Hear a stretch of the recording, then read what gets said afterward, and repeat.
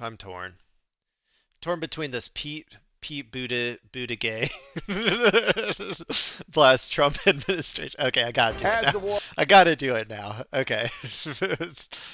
This is. I'm sorry. Look, I'm an ally. Okay, I love my gay folks out there. I go to my my drag story hour every week or whatever. I'm not a big fan of Pete Buttigieg, okay? And yes, I do sometimes call him Pete Buttigieg. um, but I did want to watch this video because I love a mad Pete Buttigieg more than anything. I love an angry Pete Buttigieg when he tries to, put on his big boy pants and like come out and get real mad. And I think that we might see that in this video. So this is by our good friends at the Clinton News Network, posted by our boy himself, Pete Buttigieg, as he blasts the Trump administration live on CNN. war in the Middle East escalates. My next guest says that we've seen this movie before. Joining us now, former Transportation Secretary and Afghan war veteran Pete Buttigieg. Secretary Hegseth, I want to play something that Defense Secretary Pete Hegseth said earlier this week about how this war differs from the. He grew a beard, though. I gotta say, I like it. I think that actually, I think I see what needs to happen. Um, just the mustache, man. Can you imagine him with just a mustache? Actually, now that I'm looking at it on my other monitor, no, he could maybe pull it off. He could maybe pull it off. We'll see. Wars in Iraq and I guess Afghanistan. maybe Take a we listen. won't see. I don't know. He probably won't. This is not 2003. Uh-oh. This is not endless nation building under those types of quagmires we saw under Bush or No Obama. quagmires. It's not even close. Our generation So of different. soldier will not let that happen again. You're also a part Because we're not woke. We're not woke like Pete over here. Pete, the most woke person that has ever existed. of that generation of soldier. What's your take? What I'm worried about is not the soldiers and the people who are serving. Wait. I'm sorry. I know people don't like when I do this all the time, and I talk about the stuff that isn't what they're actually talking about. But is he Southern now? Has he always been Southern? Am I wrong? Like, that accent sounds new to me. But maybe I'm wrong. Maybe he's always had that, and I just never really listened to him talk that much. But he sounds like he's got like a little Southern drawl going on. What I'm worried about is not the soldiers and the people who are serving. What I'm worried about is their political leadership. I'm sorry. It's like he heard everyone's like they're becoming anti-woke now, like it's popular to be anti-woke. So he's like, "Oh, actually I'm not gay anymore. I'm Southern now." Like is what it feels like. I'm so sorry. Okay. What's your take? What I'm worried about is not the soldiers and the people who are serving. What I'm worried about is their political leadership, like Pete Hegseth and Donald Trump. You know, we lived through a war that was sold to us on false pretenses when I was younger. This war has not been sold on any pretense. The president just went ahead and did it. Here's the biggest thing that has not changed since the war in Afghanistan or the war in Iraq. The biggest thing that has not changed is who pays the price. We have now seen 13 American service members killed. And when you prepare to go to war, the thing you think about... And my tax dollars. Don't forget to talk about my damn tax dollars. I need that money, okay? My cat just had surgery. It was $1,000. I need that money. The thing you most dread is your family being the ones to get that knock on the door. More than a dozen American families have now gotten that knock on the door, and the president has basically assured us that there will be more where that came from. And while they're paying the ultimate price, every American is paying some price. Right now, mortgage rates are up because of this war. Food is going to be more expensive because of this war. And of course, the price of gas that we're paying at the pump is more expensive because of this war. So the Trump administration argues that they needed to take action to take out Iran's nuclear weapons program and Iran's ballistic let's missile see what program. he says this. Because when they came into office, the Biden administration, your administration, had done nothing in 4 years to stop Iran from building a nuclear weapon, developing ballistic missiles, funding terrorism around the world. Are they wrong? Let's see what he says here. I'm very curious how he's going to answer this because the answer should be uh, the answer that he should say is this war was unequivocally wrong to start. The people of Iran did nothing to us. There was no indication that they were working towards a nuclear bomb, um, and there was no indication that they were going to attack anybody in the region until we attacked them. Like that's the true answer. That's like the correct answer. But let's see how far he deviates from that. I have a feeling he's not going to say that. Yes, of course they're wrong. I mean, for one thing, the president assured us that the nuclear program, President Trump assured us that the nuclear program was, in his words, obliterated just a few months ago. And let's also remember that in the past, Iran. Hey, why didn't you get back into it though, buddy? Pete Buttigieg. Sorry. Okay, I'll stop. Pete Buttigieg. Why did you not get back into it? That was your responsibility under the Biden administration to get back into it, and you guys chose not to. So, like Iran's nuclear program was contained without a shot being fired. I think President Trump thought he could get a better deal than the Obama administration did. He failed to get that better deal, and he went off and launched a war without planning, without being ready for even some of the most basic things. I mean, it is a certainty that the military would have advised him that the Straits of Hormuz would have been closed, that was a likely scenario, and yet they're talking about this and clearly acting as though they didn't think this would happen. The Secretary Hegseth went so far as to say that the Strait of Hormuz is open, other than the fact that there would be I mean, he did a good job of distracting me because now I can't even remember what the original question was. So he's got that like political instinct, I guess. fire against vehicles transiting the strait. This is clearly amateur hour at the Pentagon and in the White House. And this again, is the shit I hate. price is being paid by all of us. I hate this shit, dude. This is the if we were in charge, we would have done the war the right way shit. And it's like just say that like the war was bad and like we never should have done it. And also say you should admit that you're like because he was a part of the Biden administration. I mean, I think he was like the transportation secretary. Yeah. But so he probably didn't have that much say in terms of foreign policy or whatever.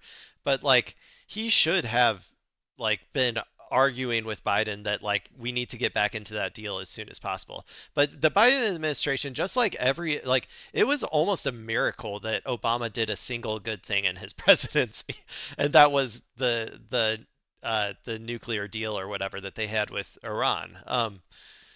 Like that was probably not supposed to happen according to like the State Department, like neoliberal, like consensus of foreign policy or whatever.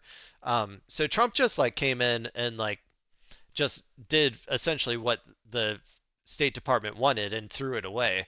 And then obviously the State Department didn't want to get back into it because they wanted to sanction the shit out of Iran. And so then the Biden administration didn't get back into it. And you're a part of that problem, Pete. I'm sorry to say. You can also just tell from the administration's attitude toward this war, the fact that they're putting out videos treating this like a video game. It's not a video game for the families of the fallen. And then, just this week, we saw campaign fundraising materials being put out, emails where the president's committee, the president's political operation, was raising money off of images of him in a dignified transfer. Any politician who does that has no business leading American troops in the war. If the president This is like, sucking off the troops all day, every day, man. I get so pissed off at this like performative shit that people do for our troops. I'm sorry. Like, I know that pisses a lot of people off. Especially like I don't know. In America, everybody like this is one of the things that I always think that they don't understand actual patriotism. They don't get it. Like they perform patriotism. Like they perform it like it's like in the same way that a lot of the ghouls on the right kind of perform sorrow or like like they perform empathy strategically or whatever. Americans perform patriotism. They will stand up at a ball game. They will thank you for your service like a million times until their throats are sore or whatever. but they will never go out and engage in the actual patriotic duty of like citizens or whatever to better the country in whatever way that they like can, like getting involved in like like local politics or something, or like getting like helping out your fellow citizen, like your fellow man, or like helping people get more rights so that they can like all of these things that like in terms of being a good steward of your country that you need to do if you want to be a true patriot. And none of them do it. And all they do is the thank you for your service bullshit. And I hate it so fucking much. Like, I don't know. I can't stand this shit. And I know the reason I can't stand it is because I know how fucking fake it is. I know that these people do not give a single flying shit about these like American service members. I always say I'm an anti-imperialist. I'm not a fan of the war. I'm not a fan of the people who are in the war who are doing the war crimes, okay? If you show me growth afterwards, cool. But I also know that I care more about their lives as individuals than these ghouls do. They do not give a flying shit. As long as they can like do American Empire shit with their lives, they're gonna keep fucking doing it. And Pete Buttigieg is my least favorite type of military person because he is a rich boy from a rich family who decided to go into the war specifically because he was a little freak who wanted to be president from when he was like 5 years old or whatever.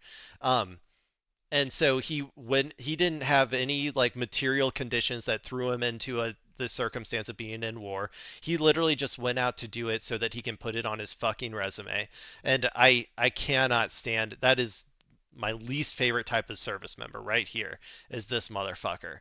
Um, the only ones that are worse are the right wing, like the right wing, like twins of these people, like the JD Vances or whatever. Um, but yeah, sorry, that was a big tangent I got on, but I can't stand this shit. Is willing to raise campaign funds over the bodies of America's war dead. You don't he is care. unfit Fuck to be the you. commander Shut in up. chief. You live in Michigan now with your family. There was this horrific terrorist attack or anti-Semitic attack, whatever the motivations were, out on a synagogue outside Detroit. In addition, Blowback, baby. there is this partial shutdown. Hey, I don't like blowback either, but it's an inevitable consequence of doing this shit. So, we also need to acknowledge reality. Reality is that these things will happen more often the more we destabilize the Middle East and the more families of people who live in the U.S. that we obliterate into dust, the more likely these things are going to fucking happen. Of the Department of Homeland Security. 61,000 TSA employees just missed their first full paycheck as the shutdown of DHS because Democrats want changes and demanding changes to ICE policies until they fund the whole DHS. It stretches into another week. You're a former transportation secretary. You know all too well the kind of strain that this is putting on airports. And I wonder, Secretary Noem has been fired. Greg Bovino has been replaced.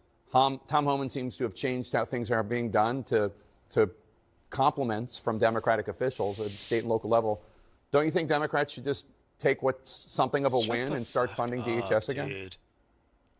Shut the fuck up. I think Republicans should stop blocking the Democratic proposals to fund all of DHS, including TSA and other parts, except for the parts that should be negotiated over, which is ICE and Customs and Border Patrol. Remember, ICE has already gotten tens of billions of dollars of funding. It's larger than many of the world's militaries through the president's budget. And Customs and Border Patrol has yet to face real accountability for killing an American in Minneapolis, which last time I checked is nowhere near the American border. So there are very clear issues that need to be addressed. We cannot continue to have masked government federal agents pulling people off the streets, harassing American citizens. Hey, and this is know something what, that the American Pete, I'm sorry. I'm sorry I was so mean to you. I'm sorry I made fun of your well, I guess you know what? I complimented your mustache. So, you know what? But I'm sorry that I made fun of the way you talk and your fake Southern accent you put on for the first instant of this because this is an okay answer.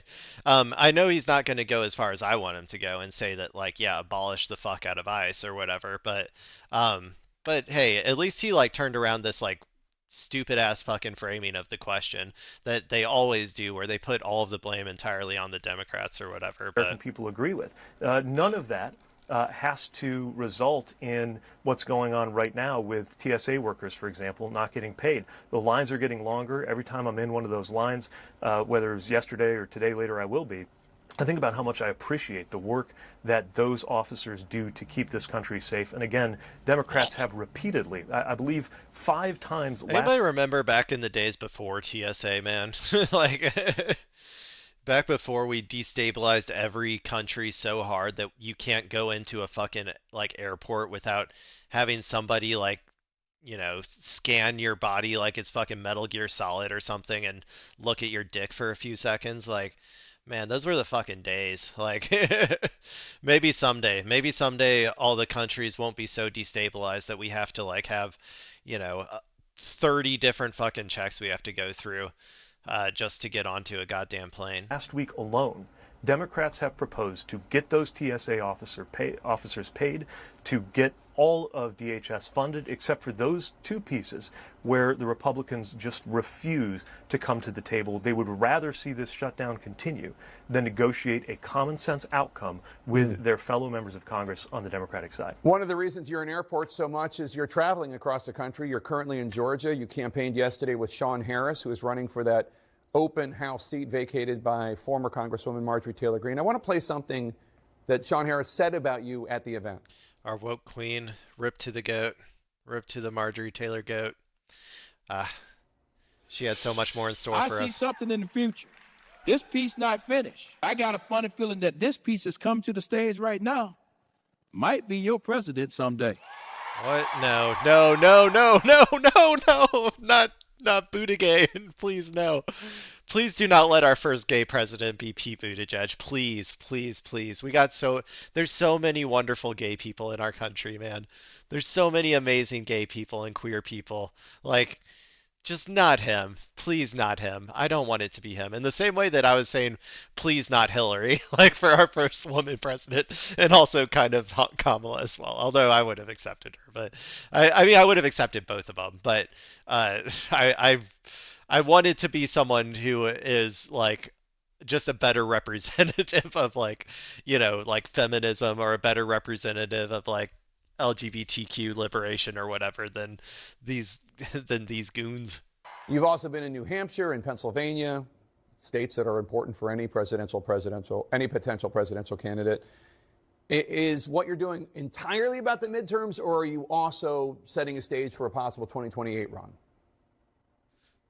Look, I've also been in states like Alabama and Ohio. I'm going where I think I can make myself useful to candidates and causes that I believe in. Obviously, 2028 will come, but right now we're in 2026, and we've got an amazing groundswell of support, but we've got to keep pushing on that. Not him. That event yesterday. He's a relic, dude. I'm sorry. He is a relic of a bygone era. I don't think he's going to have a shot. American politics are only going to get more radical going forward. It's going to become like even more impossible for these like buttoned up, pristine, like wanted to be president since they were 5 years old type of people to have a shot. As time goes on, maybe like after we get through the the either descent into fascism and like the rebound from that, or hopefully alternatively like a more leftist sort of like working class candidate that helps build real institutions that like help the working class attain more in their lives or whatever. Maybe after we get back to a sense of like somewhat normalcy, like a little politics freak like this could win, but until then I really don't see it.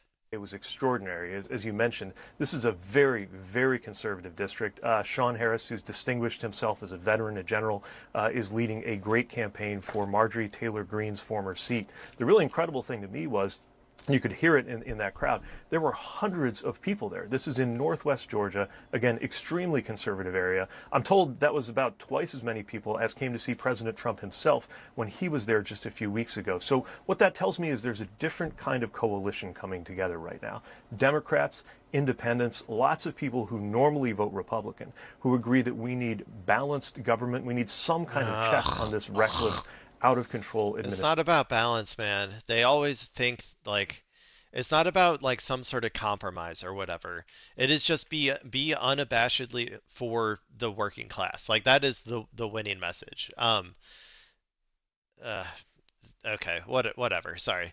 Pete Pete Buttigieg, I don't think your time's ever coming for presidency. I'm sorry. Uh, I don't think there's no appetite for a person of your types of politics right now.